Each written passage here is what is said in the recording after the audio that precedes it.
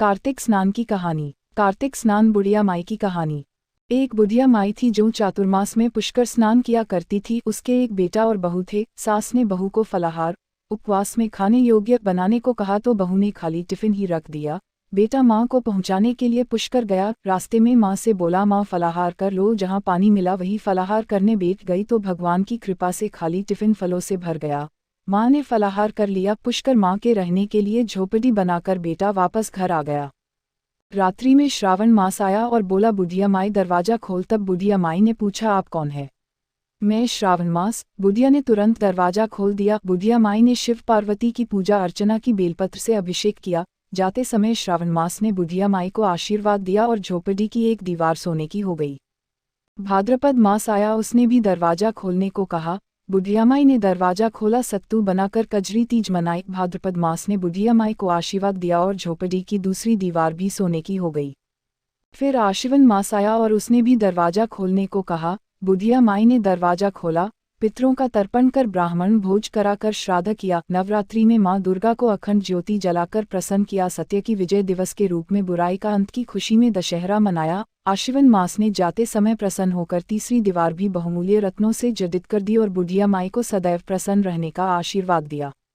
इन सब के बाद कार्तिक मास आया, उसने भी दरवाजा खोलने को कहा। बुढ़िया माई ने दरवाजा खोला। अति प्रसन्न मन से कार्तिक स्नान किया, दीपदान कर दिवाली, गोवर्धन पूजा, भैया दूज, गोपाष्टमी, आंवला नवमी मनाई। कार्तिक मास ने जाते समय आशीर्वाद दिया और झोपड़ी के स्थान पर महल बन गया। बुढ़िया माई गरीबों की सेवा कर भजन कीर्तन में अपना समय व्यतीत करने लगी। बेटा अपनी माँ को लेने आया तो माँ और झोपड़ी को पहचान न सका तो पड़ोसियों से पूछा। उन्होंने बताया तो बेटा माँ के चरणों में गिरकर बोला, माँ घर चलो। सारे सामान के साथ घर ले आया।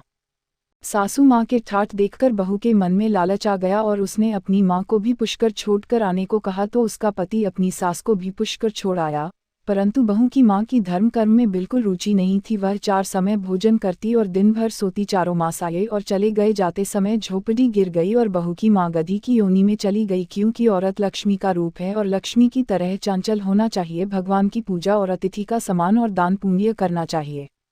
बहू ने कहा, अब माँ को ले आओ। जब जवई सास को लेने गया तो कहीं न मिली। लोगों से पूछने पर लोगों ने बताया कि तेरी सास धर्म कर्म कुछ न करती थी, खाती थी और सोती थी, जिससे वह गधी योनि में चली गई।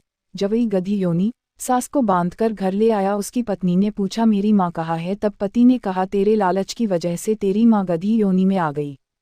बड़े बड़े विद्वानों, ब्राह्मण, ऋषि, मुनियों से पूछने पर उन्होंने बताया कि तेरी सास के स्नान किए पानी से स्नान करने पर उसे मनुष्य योनि मिलेगी। तब बहू ने ऐसा ही किया और उसकी माँ पुनः मनुष्य योनि में आ गई। हे राधा दामोदर, भगवान जैसा बुढ़िया माई को दिया वैसा सबको देना। कहता न सुनता, न हुकारा भरता, न महारा सारा परिवार। न